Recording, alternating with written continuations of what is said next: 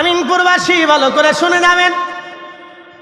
রব্বুল আলামিন আমাদেরকে বলেন, আমি তোমাদেরকে সৃষ্টি করলাম, সুঠাম করলাম, সুবিন্যস্ত করলাম, ফি আইয়ি সূরাতিন মা শাআ রাক্কাবাক। আমি যেইভাবে চাইলাম সেইভাবেই তোমাদেরকে সূরত আকৃতি দিলাম। আমাদের ইচ্ছায় কোনো কিছু হয় না, মনে রাখবেন। আমাদের ইচ্ছায় সূর্য ওঠে না, আমাদের ইচ্ছায় ক্ষমতা আসে না, আমাদের ইচ্ছায় বাংলার পট পরিবর্তন হয় না, আমাদের ইচ্ছায় পৃথিবীর পট পরিবর্তন হয় না, আমাদের ইচ্ছার কারণে আবহাওয়া পরিবর্তন হয় না, আমাদের ইচ্ছার কারণে মেঘও আসে না, আমাদের ইচ্ছার কারণে মেঘও যায় না, আমাদের ইচ্ছায় শীত আসে না, আমাদের ইচ্ছায় গরম আসে না। সব ইচ্ছা আমার আল্লাহর।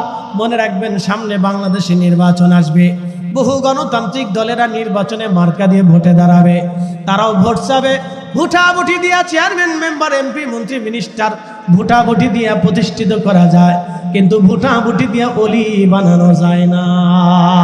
উপস্থিত সকল স্তরের আল্লাহ প্রেমিক, রসুল প্রেমিক, অলি প্রেমিক আমার মুমিন মুসলমান সুন্নি জনতা, উপস্থিত এলাকার সর্বস্তরের সকল সম্মানিত ব্যক্তিবর্গ, উপস্থিত সম্মানিত মা বোনেরা, কলিজার টুকরো যুবক, সকলের প্রতি আন্তরিক অভিনন্দন, মোবারকবাদ।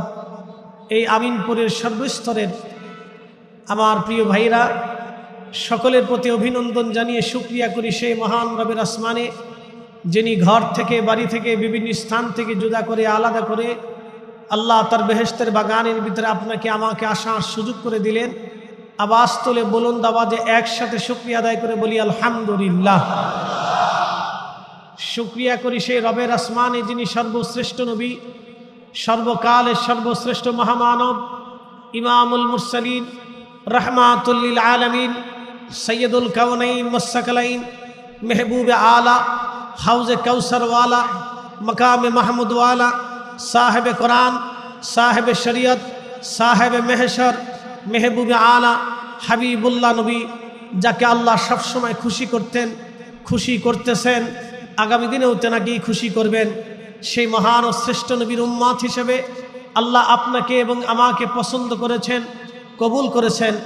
সেই জন্য মনিবের আসমানে বুলন্দ আওয়াজে, গলার আওয়াজ ছেড়ে, চিৎকার মেরে, সন্তুষ্ট চিত্তে আমরা একসাথে আবার শুকরিয়া করে বলি আলহামদুলিল্লাহ। এই উপস্থিতি, আজকে একটা ব্যতিক্রম ধর্মী মাহফিল।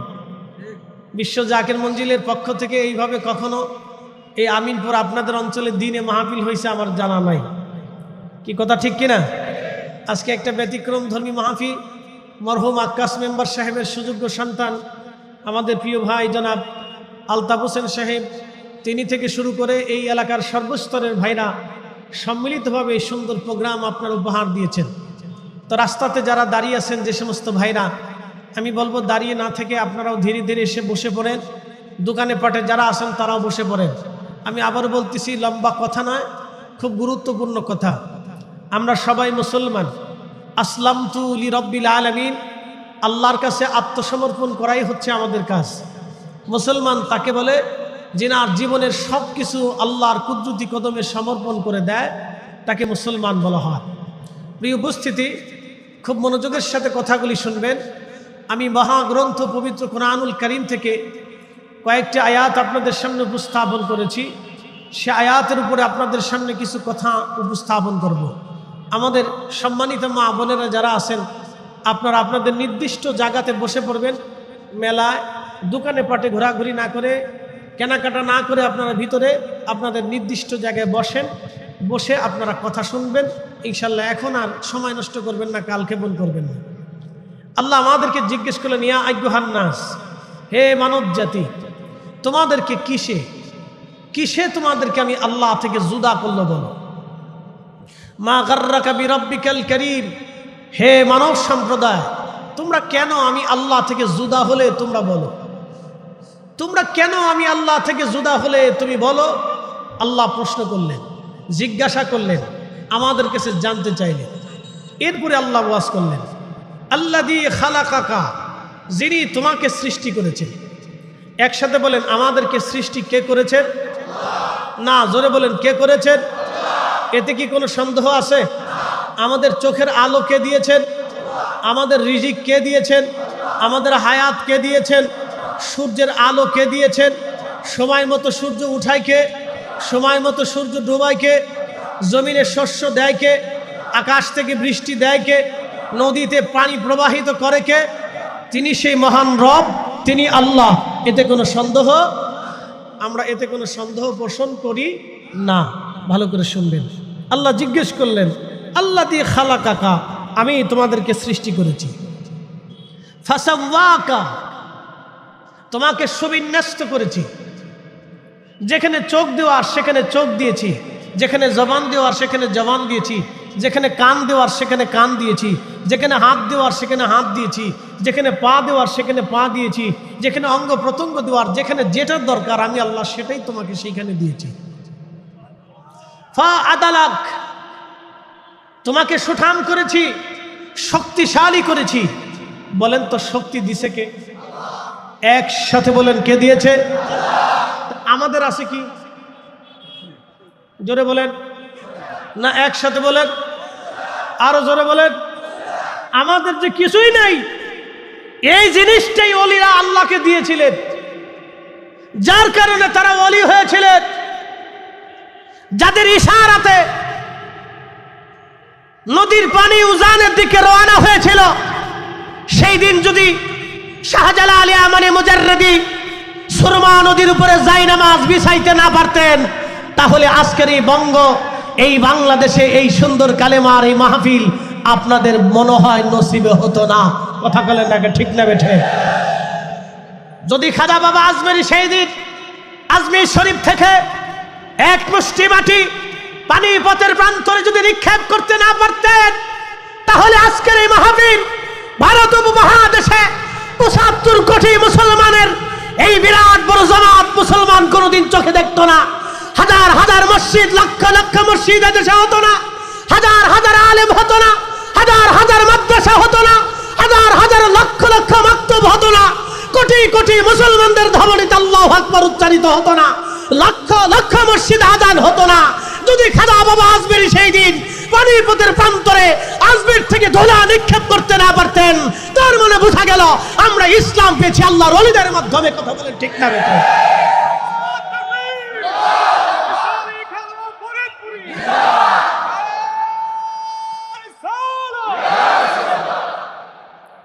আউলিয়া কেরামের সাথে আসেননি?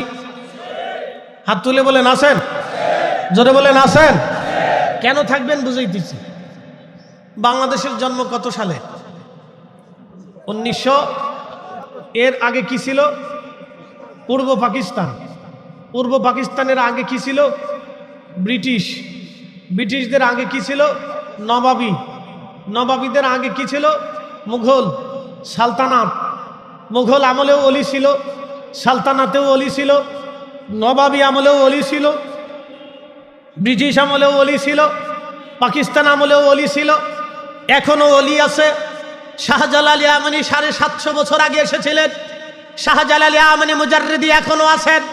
750 বছরে বহু আমির চলে গেছে, বহু উমরা চলে গেছে, বহু রাজা চলে গেছে, বহু জমিদার চলে গেছে, বহু বাদশা চলে গেছে।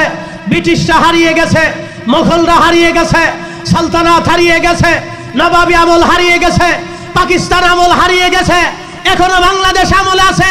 শাহজালাল ইয়ামানি এখনো আছে, কাদেরিয়া এখনো আছে, চিশতিয়া এখনো আছে, নকশবন্দি এখনো আছে, মুজাদ্দিদি এখনো আছে। বাংলাদেশ যদি এক সময় না থাকে, যদি এদেশ কমিউনিস্টরা শাসন করে, মাদ্রাসা যদি বন্ধ হয়ে যায়, আযান যদি বন্ধ হয়ে যায়, মসজিদ যদি তালা হয়ে যায়, তারপরে এদেশে ইসলাম টিকাবে। মুজাদ্দিদ আল ফিসানি সরহিন্দের এই সিলসিলার রুহানি সন্তানরা ভালো করে জেনে যাবেন, ভালো করে শুনে যাবেন। সম্রাট আকবর, সম্রাট জাহাঙ্গীর যখন এদেশে ইসলামের সূর্য ডুবিয়ে দিতে চেয়েছিল, তখন আমাদের সিলসিলার ইমাম এদেশে ইসলামের সূর্য আবার আল্লাহর আকাশে উড়িয়েছিলেন, কালেমার পতাকা উড়িয়েছিলেন। আমরা তাদের সূর্য সন্তান। আমরা বলি এদেশে যদি কমিউনিস্ট আছে, তারপরে কাদেরিয়া, চিশতিয়া, নকশবন্দিয়া, মুজাদ্দিদের মাধ্যমে ইসলাম টিকে থাকবে। কথা বলেন ঠিক না?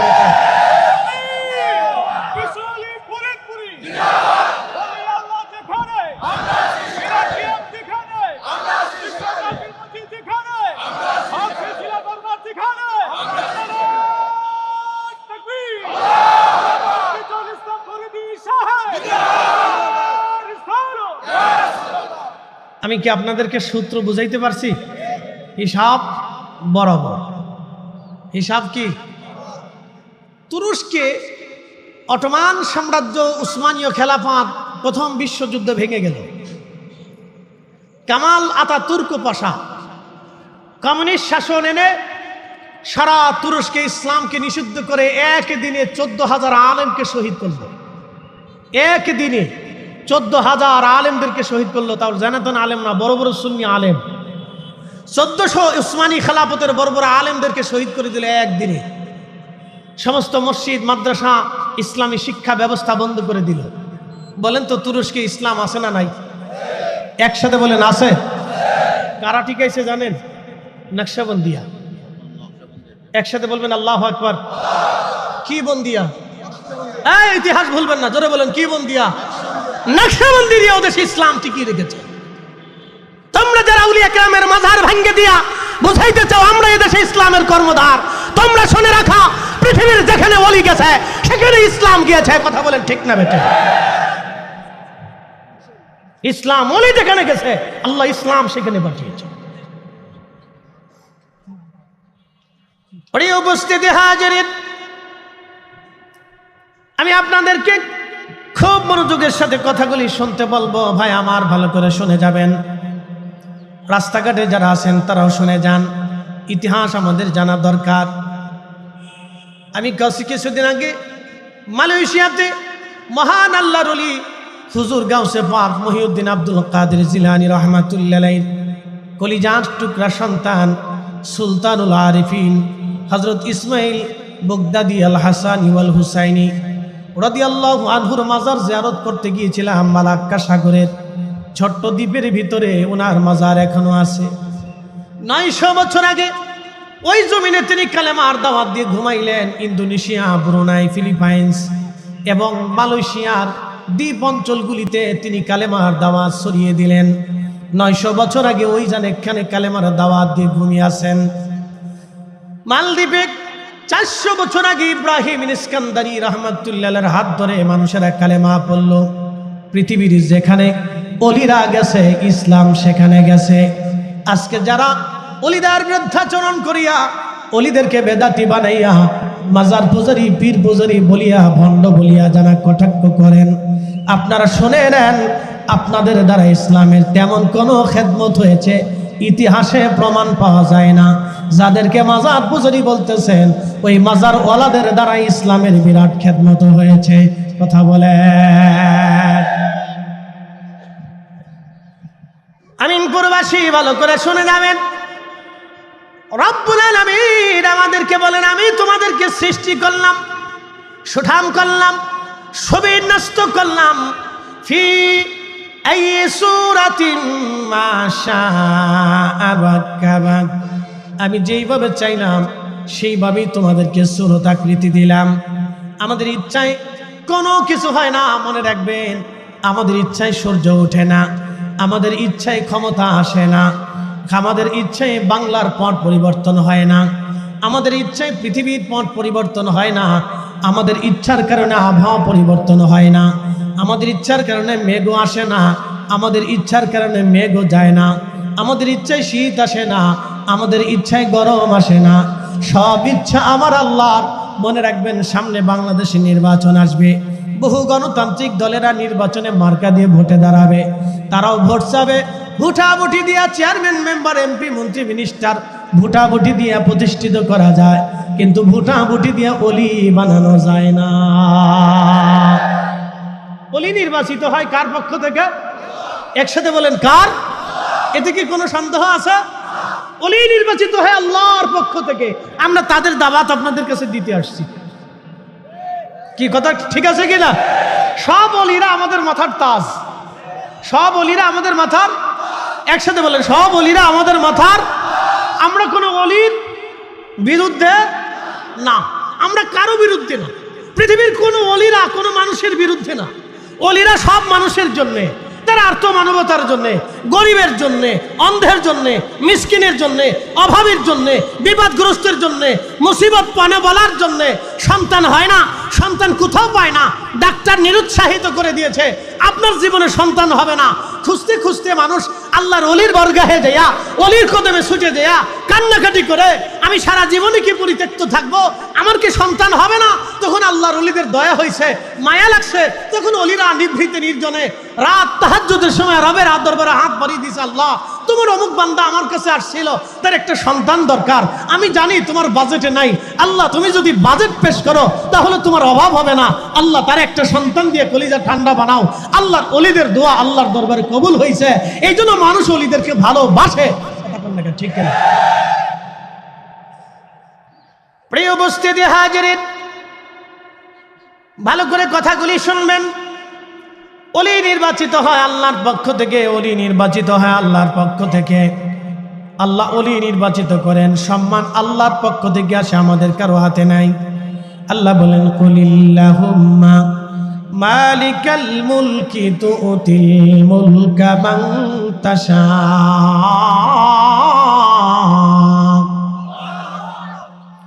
আল্লাহ ডাক দিলেন, হাবিব উম্মতকে জানান, তামাম মুলকের মালিক আমি রব্বুল আলামিন, আমি ছাড়া আর কোনো মালিকানা কারো জন্য নাই, তামাম মুলকের মালিক আমি আল্লাহ। আপনি জানান, কুলিল্লাহুম্মা মালিকাল মুলকি তুতিল মুলকা মান তাশাউ ওয়া তানজিউল মুলকা মিম্মান তাশা।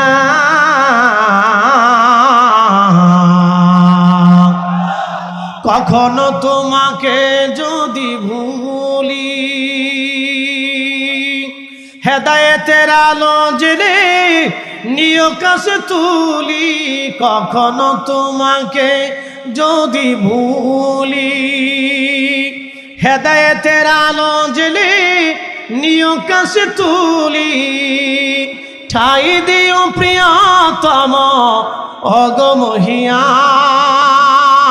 অগমহিয়ান, তুমি রহমান, তুমি মেহেরবান। অন্ধ গাহে না শুধু তোমারি গুণগান, অন্ধ গাহে না শুধু তোমারি গুণগান। বুঝেও বুঝে না তবু শান, তুমি রহমান, তুমি মেহেরবান। আল্লাহুম্মা সাল্লি। আহা, জবান খুলে মাশাআল্লাহ।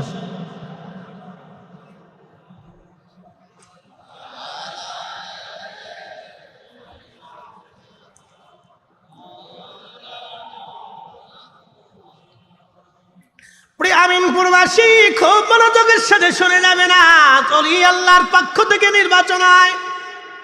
আল্লাহ বলেন, তামাম মুলকের মালিক আমি আল্লাহ, আমি যাকে খুশি তাকে রাজত্ব দান করি, যার কাছ থেকে খুশি আমি আল্লাহ রাজত্ব ছিনাই নেই। মালিককে না, না জোরে বলেন কে? রাজত্ব আল্লাহর পক্ষ থেকে আসে, ওটাও আল্লাহ নির্বাচন করেন। তবে শুনে যান ভাই আমার, আল্লাহ রাব্বুল আলামিন বলতেছেন, আমার বান্দারা আর শোনো, তো ইজ্জু মান তাশাউ, আমি যাকে খুশি ইজ্জত ওয়ালা বানাই, ওয়া তুদিল্লু মান তাশা, যার কাছ থেকে খুশি আমি আল্লাহ ইজ্জত ছিনাই নেই। একসাথে বলেন, মালিকানা কার? না, না জোরে বলেন কার? ওলিদেরকে ইজ্জত দিছে কে? আল্লাহর কোরআনে আল্লাহ রাব্বুল আলামিন বলতেছেন, আলা ইন্না আউলিয়া আল্লাহি লা খাউফুন আলাইহিম ওয়া লা হুম ইয়াহজানুন।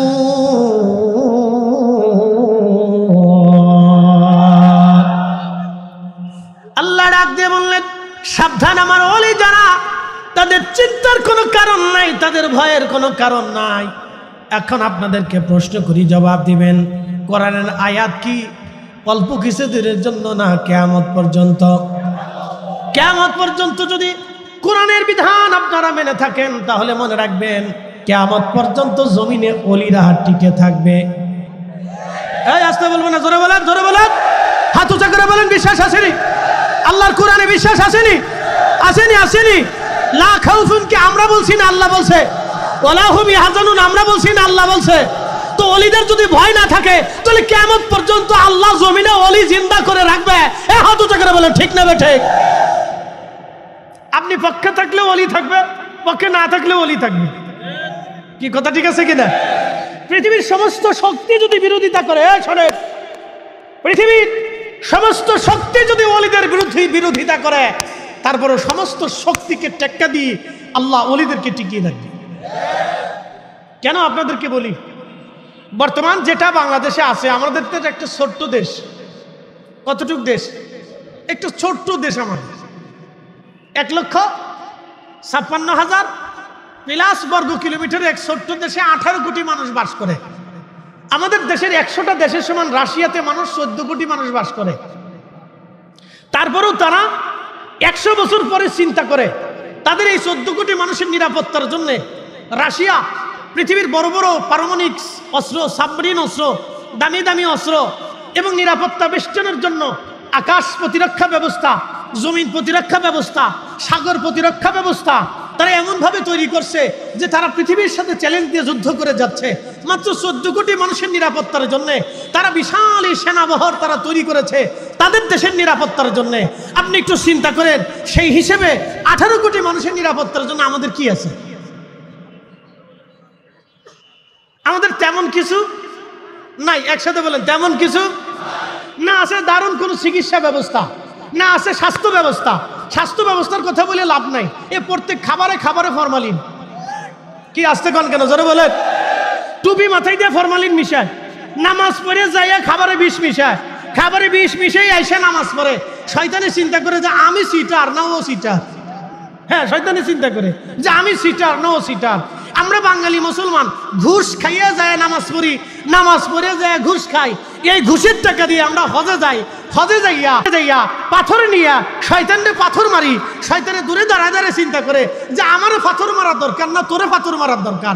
তুই ঘুষের টাকা দিয়ে হজে আইসা আমি শয়তানরে পাথর মারতে আসিস, তো তোর মতো তো বড় শয়তান দুনিয়াতে আর কেউ নাই। আমি শয়তানরে, তুই শয়তান পাথর মারার জন্য আসিস, আমার পাথর মারে লাভ নেই, তোরে পাথর মারার দরকার আগে। কি কথা কর না, ঠিক কিনা বেঠে? তাহলে আমাদের দেশে আছে কি? আমাদের দেশে আছে কদ্দুর সুদখোর, কদ্দুর ঘুষখোর, কদ্দুর সিটারি, কদ্দুর বাটপারি, কদ্দুর মিথ্যা, কদ্দুর মুনাফিকি, কদ্দুর ধোঁকাবাজি। আমাদের দেশে এছাড়া তো তেমন কিছু ভালো পাওয়া যায় না। মসজিদের যায় নামাজে বৈশা আমরা মিথ্যা কথা বলতে এক বিন্দু চুল পরিমাণ আমরা ভয় পাই না। কি কথা কর না কেন? মসজিদে জুতা চুরি করতে আমাদের গা কাঁপে না। মসজিদের তালা ভাঙ্গে চোরে টাকা নিয়ে চলে যায়, ওর হাত কাঁপে না। আস্তে কনকে জোরে বলেন। মসজিদের টাকা কি হিন্দু এসে চুরি করে? তো কেটা চুরি করে? এবার ভাবেন তো, আপনি ভাবেন, আপনি ভাবেন আমরা কোথায় আছি ভাবেন। আমি মালয়েশিয়ার মালাক্কা হুজুর গাউসে পাকের আওলাদের মাজার জিয়ারত করতে যাবো, তো সাগরের ঘাটে স্পিড বোটে ওঠার আগে স্পিড বোটের ঘাটে পেশাব করতে গেলাম। তো হাজত ছেড়ে চিন্তা করলাম অজু করে তারপরে যাই। তো অজু করার জন্য ওয়াশরুমে যাওয়ার পরে বের হলাম, তো দেখি একটা টেবিলের উপরে ছোট্ট একটা কাঠের বক্স খোলা, ওর ভিতরে ইঙ্গিত আছে। জিজ্ঞেস করলাম ওরা কি ভিক্ষা করে? কেন ভিক্ষা করে না। বলো তাহলে টাকা কেন? আপনি যে ওয়াশরুমে গেছেন টাকা দিতে হবে। কত টাকা? বলো 1 রিঙ্গিত, 1 টাকা। ওদের দেশের 1 টাকা আর আমাদের দেশের 30 টাকা। আমাদের দেশের থেকে 6 বছর আগে মাত্র স্বাধীন হয়েছে। আমাদের দেশ থেকে কয় বছর আগে স্বাধীন হয়েছে? 6 বছর আগে। তো ওদের 1 টাকা আর আমাদের 30 টাকা। আপনি চিন্তা করেন যে আমরা কত ধনী। আমাদের যত টাকা খালি সুইস ব্যাংকে চলে যায় আর বেগম পাড়ায় চলে যায়। এই কথা কর না, ঠিক কিনা ঠিক? যার কারণে আমাদের তকদিরের পরিবর্তন হয় না, তকদিরের পরিবর্তন হয় না। ভালো করে কথা শুনে যাবেন, রাস্তাঘাটে ঘুরে কোনো লাভ নাই। যারা ঘুরতেছেন তারা চলে আসেন। কিয়ামত পর্যন্ত ঘুরবেন, ঘুরতে থাকবেন, কিন্তু কিছু পাবেন না। কতদিন ঘুরবেন? আল্লাহ বলছেন হাত্তা যুরতুমুল মাকাবির, কবর পর্যন্ত ঘুরবেন, এরপরে আর ঘোরার কোনো সুযোগ নাই। বাংলাদেশের মাটির নিচে ভূমিকম্প লাড়াছাড়া দিছিল কিনা?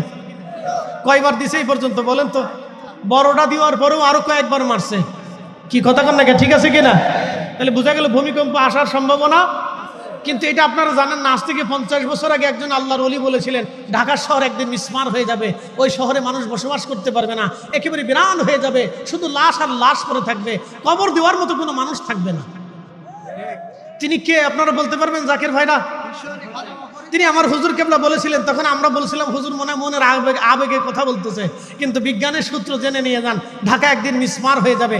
বিজ্ঞান বলতেছে আজ হলেও হবে, কাল হলেও হবে, 50 বছর পরে হলেও হবে, হবেই, এটা হবেই। ভূমিকম্প আসবে, বিজ্ঞান বলছে আসবেই। 5 মিনিট পরেও আসতে পারে, 50 বছর পরেও আসতে পারে। বিজ্ঞান বলছে ভূমিকম্প আসবেই, ঢাকা শহর মিসমার হবেই, 50 লক্ষ মানুষ ঢাকা শহরে মারা যাবে মিনিমাম। আমাদের তথ্য না, ভূতত্ত্ববিদদের গবেষণা।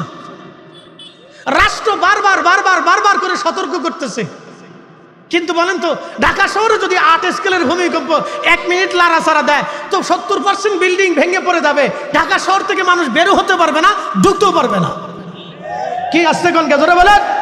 এটা আমাদের গবেষণা না, বিজ্ঞানের কথা, বিজ্ঞানের কথা। বিজ্ঞান বলার 50 বছর আগে আল্লাহর একজন ওলি বলে গেছে, কিন্তু মানুষ তাকে বিশ্বাস করে না, মানুষ বিশ্বাস করে না। এগুলি সব কোনো মন গড়া কথা, মন গড়া কথা। প্রিয় উপস্থিতি, ভালো করে শুনে যান। এখন প্রশ্ন, ভূমিকম্প কেন আসে? কেন ভূমিকম্প আসবে আর কেন ভূমিকম্প ফেরানো যাবে? এর কিছুর কারণ আছে। রাস্তাঘাটে যারা আছেন শুনে যান, ভূমিকম্প আসবে, আজ আসতে পারে, কাল আসতে পারে। ভূমিকম্প না আসলে আল্লাহর আকাশ থেকে পাথর আসতে পারে, পাথর না আসলে গরম হাওয়া আসতে পারে, গরম হাওয়া না আসলে আল্লাহর আকাশ থেকে দুর্ভিক্ষ নেমে আসতে পারে, দুর্ভিক্ষ যদি না আসে তাহলে মহামারী আসতে পারে। হ্যাঁ আসবে। আল্লাহ রসুল বলেছে তাসবির দানা ছিঁড়ে গেলে টপ টপ করে একটার পর একটা যেভাবে ছুটে পড়ে যায়, আল্লাহর আসমান থেকে ওইরকম বালা আসতে থাকবে। 14টা কারণে আসবে। তার 1 নম্বর কারণে, রাষ্ট্রের কর্মচারী কর্মকর্তারা যখন রাষ্ট্রের সম্পদকে চুরি করে নিজের সম্পদ মনে করে ভাগ বাটোয়ারা করে, অন্ধের টাকা, গরিবের টাকা, মিসকিনের টাকা, বৃদ্ধের টাকা, কিশোরের টাকা, অভাবীর টাকা, এতিমের টাকা, বিধবার টাকা, দুস্থের টাকা, বৃদ্ধের টাকা, অসহায়ের টাকা, মিসকিনের টাকা চুরি করে খাবে, তখন তোমরা আল্লাহর আকাশ থেকে গজবের জন্য অপেক্ষা করো। আমি বলি নাই 1450 বছর আগে রসুল বলেছে, নবী যাহা বলেছে, আকাশ ভেঙে গেলেও সত্য হবে, জমিন পুড়ে গেলেও সত্য হবে, সাগর শুকিয়ে গেলেও সত্য হবে। হাত উঁচু করে বলেন ঠিক না বেঠে?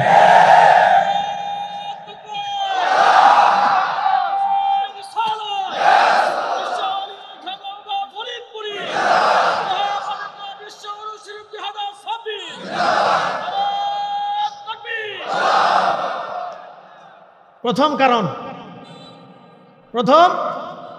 2 নম্বর কারণ, আমানত নষ্ট হবে। আমানত আছে? বলেন আমানত আসেনি? আমানত যদি থাকে তাহলে এত কিস্তির দোকান আসবে কেন? আমানত থাকলে গ্রামীণ ব্যাংকের দরকার কি, ব্যারাকের দরকার কি, এনজিওর দরকার কি? এই কথা কন না কেন, জোরে বলেন। মানুষ টাকা হাওলাত নিলে 6 বছরও দিতে চায় না, দোকানে বাকি খাইলে ওই দোকানের সামনে দিয়ে হাঁটে না। কি আসতে কান কে জোরে বলেন? আমরা made in Bangladesh, made in Bangladesh. আমানত মরে গেছে, আমানত কি হয়ে গেছে? মরে গেছে। আল্লাহর নবী বললেন মুনাফিকের আলামত 3টা। কোথায় কোথায় মিথ্যা বলবে, আমানত রাখলে খেয়ানত করবে, আর ওয়াদা করলে বরখেলাপ করবে। মুনাফিকের আলামত 3টা, আমানত রাখলে খেয়ানত করবে, কথায় কথায় মিথ্যা বলবে, আর ওয়াদা করলে বরখেলাপ করবে। এটা হলো মুনাফিকের আলামত। এই হিসাব যদি কষেন, বাংলাদেশে খুঁজে দেখেন মুনাফিক কয়টা আর মুসলমান কয়টা। এই আসতে খবর না, জোরে বলেন। এখন আওয়াজ দুর্বল লাগবে, কারণ তালিকার ভিতরে পড়ে গেছে, মনে কিছু নিয়ে না। 1 নম্বর কোথায় কোথায় মিথ্যা বলবে, 2 নম্বর আমানত রাখলে খেয়ানত করবে, 3 নম্বর নবীজি বললেন ওয়াদা করলে বরখেলাপ করবে। মুনাফিকের আলামত, মুনাফিকের আলামত বাংলার ঘরে ঘরে তালাশ করে দেখেন, ঘরে ঘরে খুঁজে দেখেন মুসলমান কয়জন পাওয়া যায়। খালি আটটুসি গরু নিলে দোষ হয়ে যায়, আর মিলাদ পড়লেই বেদাত হয়ে যায়, নবীরে দাঁড়ায় সালাম দিলেই বিরাট বড় বেদাত হয়ে যায়। আল্লাহ ক্ষমা করে দিবেন, আমার কোন ভাইদের আলেমদের গায়ে লেগে যেতে পারেন। হুজুরকে যদি দাওয়াত দেয়, হুজুর আসেন মিলাদ পড়াবো, হুজুর বলে মিলাদ পড়লে আপনার বাড়ির দাওয়াত নেব না।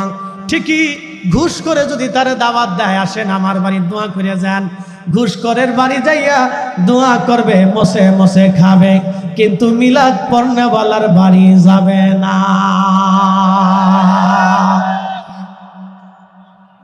এই কথা খারাপ কইছি ভাই? এই মিলাদের পিছনে না লাগে যদি এদেশের সব আলেমরা, কে আলিয়া, কে কওমি, কে সুন্নি, কে কোন দলের কোন মতের, সব আলেমরা যদি, সব পীর মাশায়েখরা যদি এক টেবিলে বৈশা আজকে 24 ঘন্টার ভিতরে বৈশা যদি ঘোষণা দেয় আমরা কোনো ঘুষখোরের জানাজায় যাব না, ঘুষখোরের কোনো টাকা মসজিদে নেব না, ঘুষখোরের টাকা দিয়ে মাদ্রাসা বানাবো না, ঘুষখোর মারা গেলে ওর কবরের পাশে দাঁড়াবো না, ঘুষখোরের জানাজায় যাব না, আল্লাহর কসম করে বলি বাংলাদেশে চাকরি নিতে লাগলে 1 টাকাও লাগবে না, বিনা টাকায় চাকরি হবে। এই কথা কর না, জোরে বলেন। ঘুষখোরের পিছনে না লেগে লাগছে মিলাদের পিছনে। কি কথা কর না, কিসের পিছনে লাগছে? দুয়ার পিছনে লাগছে। দুয়া ও কাঁচা দিয়ে নামছে যে দুয়া বন্ধু করতেই হবে। হ্যাঁ, ও দুয়ার পিছনে লাগছে, ঘুষখোরের পিছে লাগতে পারে নাই, সুদখোরের পিছে লাগতে পারে নাই, দুয়ার পিছে লাগছে। আমরা ওয়াদা করে গেলাম, ওয়াদা করে যাব আজকে থেকে জীবনে যতদিন পর্যন্ত হায়াত থাকবে ততদিন পর্যন্ত আমরা মরার আগ পর্যন্ত দুয়া চলবে। চলবে, হাত উঁচা করে বলে চলবে নি? হ্যাঁ, হাত উঁচা করে বলে চলবে নি? নামাজের পরে জোরে বলে, নামাজের পরে, দুয়ার মাহফিলের পরে, মিলাদের পরে, কোরআন খতমের পরে, কবর জিয়ারতের পরে চলবে নি? দোয়া চলবে নি? কারো ফতোয়ায় দোয়া বন্ধ হবে না। কথা বলে ঠিক না বেঠে? কথা ক্লিয়ার না ভেজাল আছে? হ্যাঁ, পরিষ্কার করে বলে দিছি, হিসাব সহজ করে দিছি। এদেশের বিনা টাকায় ছেলেদের চাকরি হয়ে যেত, এদেশের কৃষকের চোখের পানি ঝরাইতে হতো না, অন্ধের, এই যে এদেশের 5 লক্ষ শিশু রাস্তাঘাটে ঘুরে, 5 লক্ষ শিশু, 5 লক্ষ শিশু মাঝে মধ্যে আমরা দেখি হোটেলে, মোটেলে, রেস্তোরাঁতে, বাংলাদেশের বিভিন্ন স্ট্যান্ডে, বিভিন্ন জায়গায় রাত্রিবেলা গাড়ি থামানোর পরে ছোট ছোট বাচ্চারা দৌড়ে আসে। জিজ্ঞেস করি তোমরা কারা? বলে হুজুর হোটেলে কাজ করি। আমি জিজ্ঞেস করলাম, একদিন ব্রাহ্মণবাড়িয়া এক হোটেলে বিশ্ব রোডের পাশে 2টা ছোট্ট বাচ্চা দৌড়ে আসছে, বলতেছে হুজুর আপনার ওয়াজ শুনি। আমি বললাম তোমরা এখানে কি করো এত রাত্রিবেলা? বলে হুজুর এই হোটেলে কাজ করি। আমি বললাম সারা রাত্র কাজ করো? বলে হ্যাঁ হুজুর সারা রাত্রই কাজ করি। বলে সারা রাত্র কাজের বিনিময়ে বেতন কত পাও? বলে হুজুর মাত্র 150 টাকা দেয়। এই বলেন এই বাচ্চা কেন কাজ করবে? বলেন, আমাকে প্রশ্ন করেন, জবাব দেন। এই বাচ্চা কেন কাজ করবে? দেশে ছোট্ট বাচ্চা কেন মানুষের হাতে দাঁত বেড়ে দাঁড়িয়ে ভিক্ষা করবে? আমার দেশের বাচ্চারা কেন ভিক্ষা করবে বলেন? টাকার জন্য, খাবারের জন্য মানুষের লাথি কেন খাবে আমার বাচ্চারা? 5 লক্ষ শিশু আমার দেশে ভিক্ষা করে বেড়ায়, মানুষের দাঁড়ে দাঁড়ে লাথি চবর খেয়ে খেয়ে বেড়ায়। কেন করবে তারা? বাচ্চার মা যদি না থাকে রাষ্ট্র মা হবে, বাচ্চার বাবা যদি না থাকে রাষ্ট্র বাবা হবে, বাচ্চার ঘর যদি না থাকে রাষ্ট্র ঘর দেবে, বাচ্চার খাবার যদি না থাকে রাষ্ট্র তাকে খাবার দিবে, বাচ্চার কাপড় যদি না থাকে রাষ্ট্র তাকে কাপড় দিবে, বাচ্চার পড়ালেখার খরচ যদি না থাকে রাষ্ট্র তাকে পড়ালেখার খরচ দিবে। কেন বাচ্চা ভিক্ষা করবে? কেন বাচ্চা ভিক্ষা করবে? কেন বাচ্চা মানুষের লাথি খাবে? কেন বাচ্চা বয়সে সে কাজ করবে? তার অর্থই হলো এই জন্যই আমাদের দেশে গজব বাড়বে। কথা বলে ঠিক না বেঠিক? এই জন্যই গজব আসবে, এই জন্যই গজব আসবে। বাচ্চা কেন কাজ করবে? হ্যাঁ বলেন, বাচ্চা কেন কাজ করবে? আমরা তো মিলাদ বন্ধ করার পিছনে লেগে গেছি, কিন্তু আজ পর্যন্ত কোনোদিন হুজুররা আমরা সবাই মিলে একটা মিছিল দিয়ে বঙ্গভঙ্গের সামনে, ওই বাংলাদেশ পার্লামেন্টের সামনে দাঁড়ায় কোনোদিন একটা স্লোগান দেয় নাই, আমার দেশের প্রত্যেক বাচ্চা, এতিম, অসহায়, দুস্থ, পথ শিশুদের খাদ্যের নিরাপত্তা, বাসস্থানের নিরাপত্তা, তাদের লেখাপড়ার নিরাপত্তা রাষ্ট্র না দেওয়া পর্যন্ত আমরা এই দল সেই দল, অমুক দল তমুক দল, ইসলামী দল সেই দল, আমরা এই পার্লামেন্টের সামনে থেকে যাব না। আমাদের এই বাচ্চাদের আগে অধিকার ফিরিয়ে দিতে হবে। আজ পর্যন্ত কোনো দলের মিছিল দেখেন নাই। কেন মিছিল দেখেন নাই? বাচ্চাদের ভোট নাই নাকি? কারণটা কি? এই উপস্থিতি বলতেছে হুজুর আপনি কি রাজনীতির বিরুদ্ধে বলেন? না, আমাদের কর্মসূচি রাজনীতি নিয়ে না, আমাদের কর্মসূচি হলো অধিকার নিয়ে। এই আসতে কবেন না, জোরে বলেন। অলিরা আগে দেশে কেন আসছিলেন? এ বলেন শাহজালাল কেন আসছিল? বলেন আমাকে বুঝান।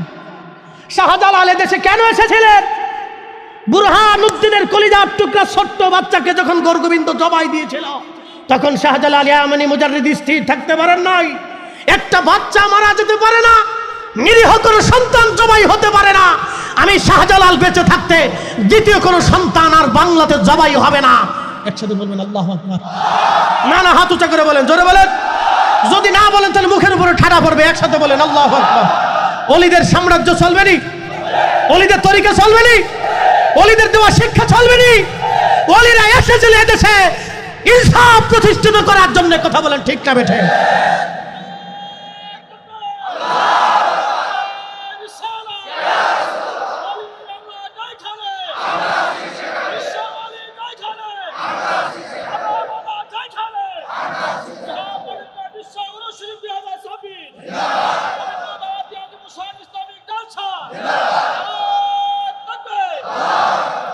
আমি নবী না চিনিলাম, কি যে ভুল করিলাম, ভস্মে ঢালিলাম ঘি। মানুষ হইয়া ভবেতে আসিয়া মানুষের করিলাম কি। মানুষ হইয়া ভবেতে আসিয়া মানুষের করিলাম কি। প্রিয় উপস্থিতি, খুব মনোযোগের সাথে শুনবেন। আহা, আমার নবীজি এতিম ছিলেন। প্রিয় নবী এতিম। নবীজির আম্মা রসুল করিমকে ছোট্টকালে নিয়ে গেলেন মদিনা। মদিনাতে জান্নাতুল বাকিতে নবীজির আব্বাজানের কবর মোবারক। খুব মনোযোগ দিবেন। প্রিয় নবীজির আব্বাজান মদিনা সিরিয়ার ব্যবসা থেকে ফিরে আসার সময় এখানে ইন্তেকাল করলেন। মদিনাতে দাফন করা হলো। হযরত আব্দুল মুত্তালিব দাদা পুত্রবধূকে বললেন, মা আমার, তোমার কলিজার টুকরা বেটা টেকে নিয়ে আমার মোহাম্মদকে নিয়ে তুমি যাও মদিনাতে তার বাবার কবর জিয়ারত করে আসো। হযরত আমেনা দাসী উম্মে আইমান রাদিয়াল্লাহু আনহাকে নিয়ে রওনা দিলেন। মদিনাতুল মুনাওয়ারাতে নবীজিকে নিয়ে আসা হলো। প্রিয় নবীজি মদিনার আহা ঘুরতে লাগলেন, চলতে লাগলেন তার আত্মীয় বাড়িতে মাতুতলায়, অর্থাৎ নানার বাড়ির দেশে নবীজি ঘুরতে লাগলেন। একদিন নবীজি বাচ্চারা পুকুরের মধ্যে পানির ভিতরে তারা গোসল করতেছিল, সাঁতার কাটতেছিল। প্রিয় নবীজিও পানির মধ্যে নেমে সাঁতার কাটে। কিন্তু পাদ্রী লক্ষ্য করলেন আকাশের একটা মেঘ উড়ে উড়ে নবীজির মাথা মোবারকের উপর ছায়া দিতেছে। না না, একসাথে জোরে বলেন না ইয়া রাসূলুল্লাহ। আকাশের মেঘ প্রিয় নবীজিকে ছায়া দেয়। পাদ্রী দৃশ্যখানা দেখার পরে আর বোঝার বাকি রইল না। তাওরাতে, জবুরে, ইনজিলে যা যা লেখা আছে তা তা আজ ঘটনা বর্ণিত হলো, ঘটল। আকাশের মেঘ যারে ছায়া দেয়, পাদ্রী লক্ষ্য করলো বহু বাচ্চারা খেলাধুলা করে, কারো দিকে মেঘ উড়ে যায় না, কিন্তু এই বাচ্চাটা যেদিকে যায় মেঘ সেদিকে তারে ছায়া দিতে থাকে। বনের যত পশুগণ ভক্তি করো তুই দুই চরণ, মেঘমেলা ছায়া দিত গায় গো নবীজি, আপনাকে দেখিবার মনে চায়। ক্লান্ত হবেন না, আমার থেকেও আপনারাও ক্লান্ত বেশি হতে পারেন। কালকে বগুড়ায় মাহফিল শেষ করে আমি ঢাকা গেলাম। মাত্র ঢাকায় বাসায় যে ফজরের আজান দিল, বাসায় ঢুকলাম, নামাজ পড়ে একটু বিশ্রাম করে মাত্র 2 ঘন্টা ঘুমাইলাম। ঘুম থেকে উঠে তারপরে আবার আপনাদের এখানে আসলাম, মাহফিল করলাম, বয়ান করতেছি। ক্লান্ত হলে আমি হওয়ার কথা, গলা ভেঙে গেলে আমার হয়ে যাওয়ার কথা। আমি তো সজোরে আপনাদেরকে নিয়ে কথা বলে বোঝানোর চেষ্টা করতেছি। হাজিরিন, প্রিয় নবীজি আকাশের মেঘ নবীকে ছায়া দেয়। পাদ্রী খোঁজ নিলেন এই বাচ্চার অভিভাবককে।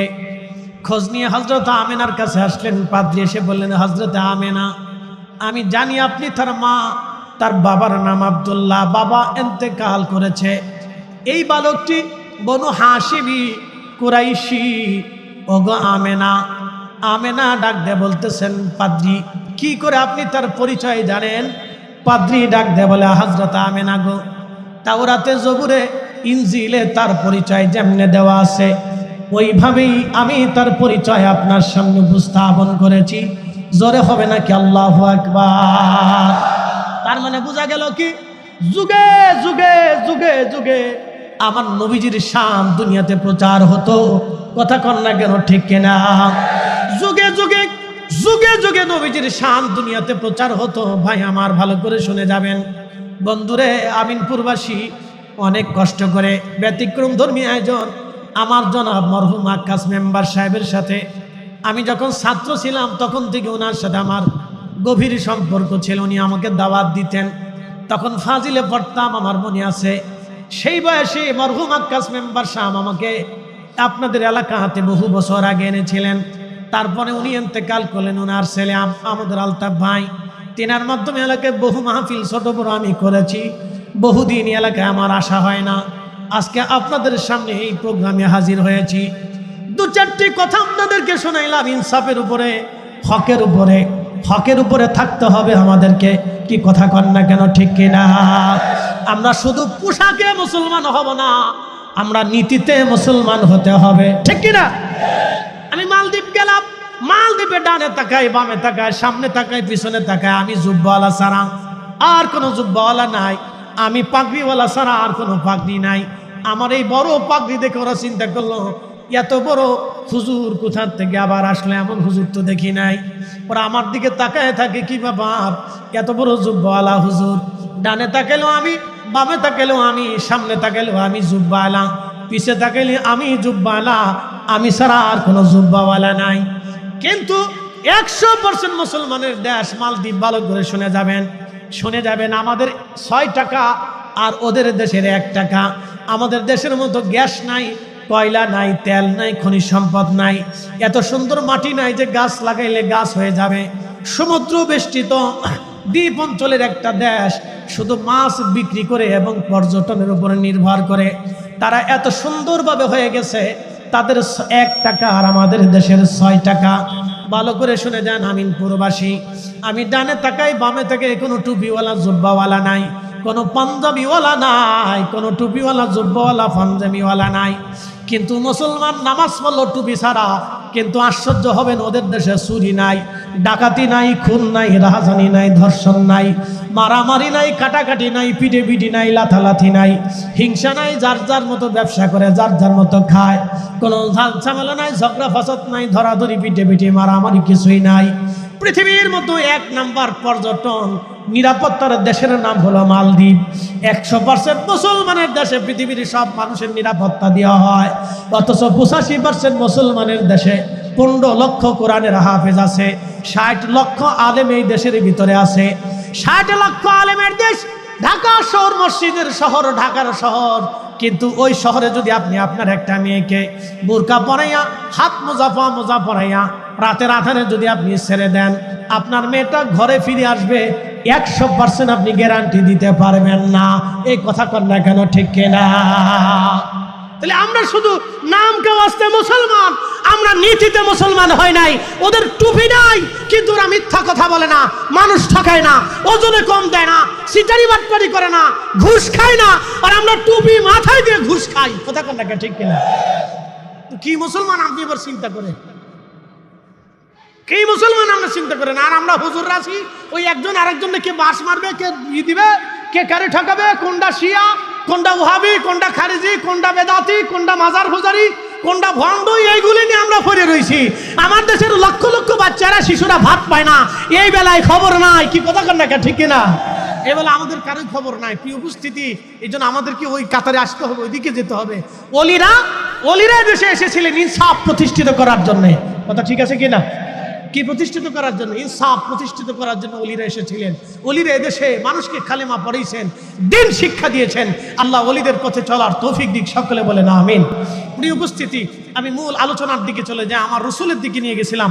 সময়ের স্বল্পতা, লম্বা কথা বাড়াবো না, কারণ আসরের রক্ত চলে আসতেছে। কিছু সময়ের ভিতরে আমরা মিলাদ কিয়াম দিয়ে দিব। রাস্তাঘাটে দূরে যারা আছেন তারাও চলে আসবেন, বাহিরে কেউ থাকবেন না। কারণ আমি আগেই বলছি, দিনের প্রোগ্রাম, আসর সমাগত,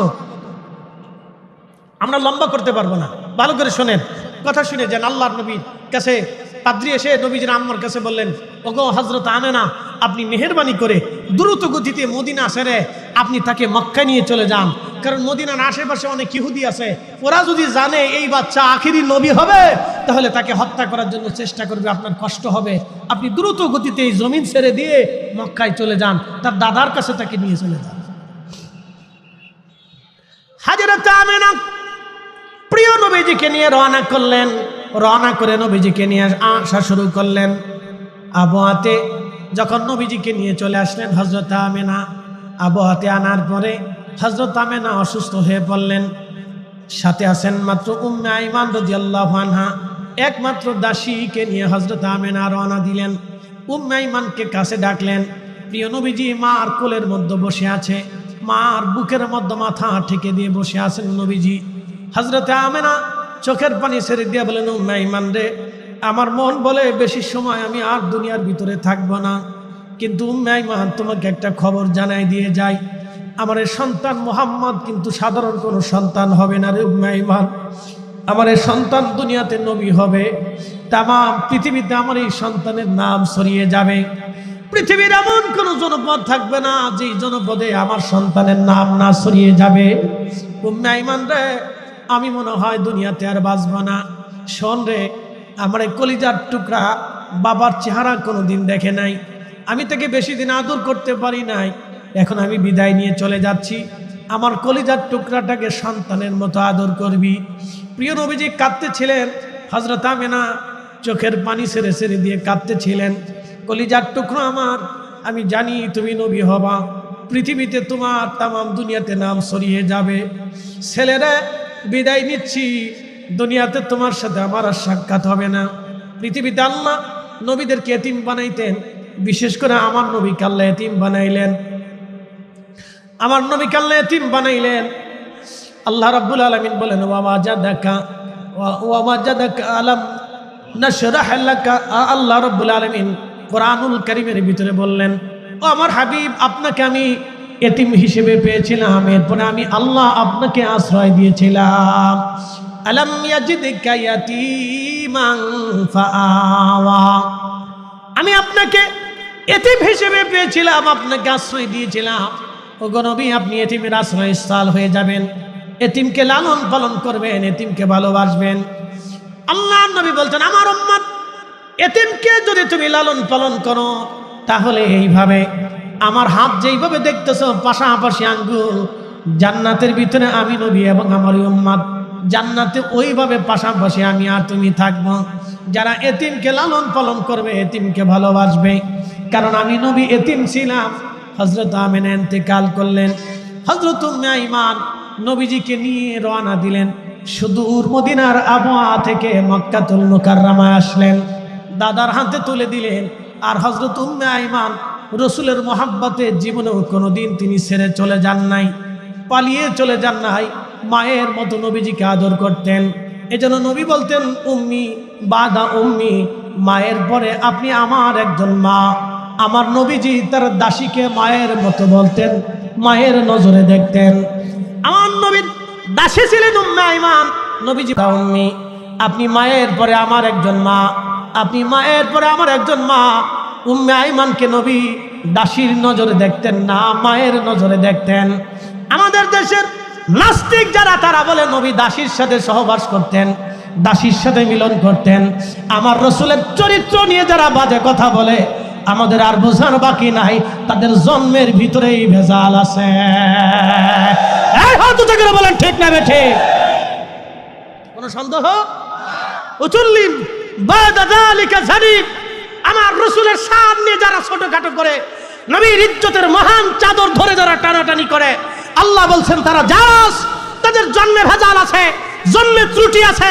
অতএব রসুল কারীমের মহান শান নিয়ে যারা সিনিমিনি খেলে, আমরাও সুন্নিরা, তরিকতপন্থীরা, সে আমার বাপ হলেও তাকে চিনি না, আমার মা হলেও তাকে চিনি না, আমার ভাই হলেও তাকে চিনি না, আমার সন্তান হলেও তাকে আমরা চিনি না। হাত উঁচা করে বলেন ঠিক না বেঠে? এক্ষেত্রে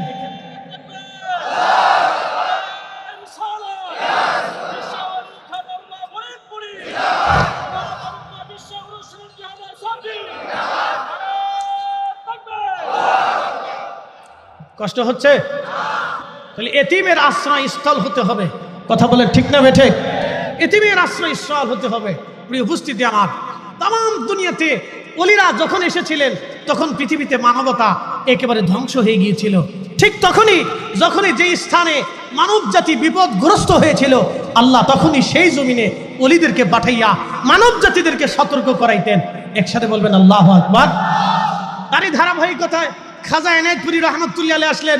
তার পীর হজরতে সুফি সৈয়দ ওয়াজিদ আলী মেহেদি বাগী রহমতুল্লাহ আলাইহি আসলেন। তার পীর হজরতে শাহ সুফি ফতে আলী রসুল নামা রহমতুল্লাহ আলাইহি আসলেন। তার পীর নূর মোহাম্মদ নিজামপুরী রহমতুল্লাহ আলাইহি আসলেন। তার পীর হযরত সৈয়দ আহমদ বেরেলভী রাহমাতুল্লাহ আলাইহি আসলেন। তার পীর শাহ আব্দুল আজিজ মুহাদ্দিস দেহলভী রাহমাতুল্লাহ আলাইহি আসলেন। তার পীর শাহ ওয়ালিউল্লাহ মুহাদ্দিস দেহলভী রাহমাতুল্লাহ আলাইহি আসলেন। তার পীর হযরতে শেখ আব্দুর রহিম মুহাদ্দিস দেহলভী রাহমাতুল্লাহ আলাইহি আসলেন। তার পীর শেখ আদম বিন নূরি রাহমাতুল্লাহ আকবর আব্দুল্লাহ আকবর রাহমাতুল্লাহ আলাইহি আসলেন।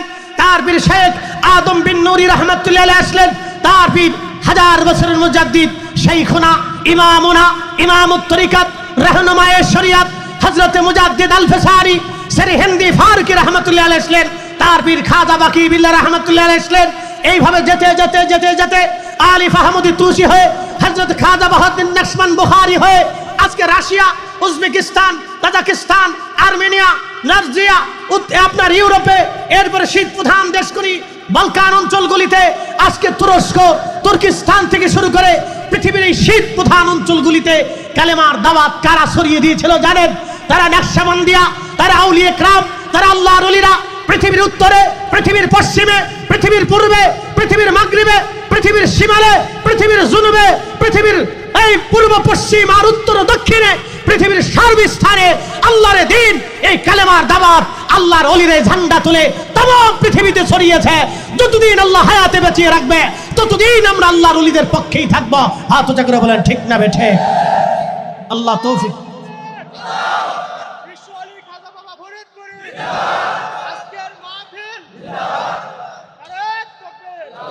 আল্লাহ আমাদের তৌফিক দান করুন, সকলে বলেন আমিন। কথা বাড়াবো না, লম্বা আওয়াজ এসে যাবে। আমাদের সময়ের সংক্ষিপ্ততা, 1 ঘন্টার সময় 1 ঘন্টা আপনাদের সামনে এক টানা কথা বলেছি। আসেন আমরা নবীজিকে একটু সালাম দেব।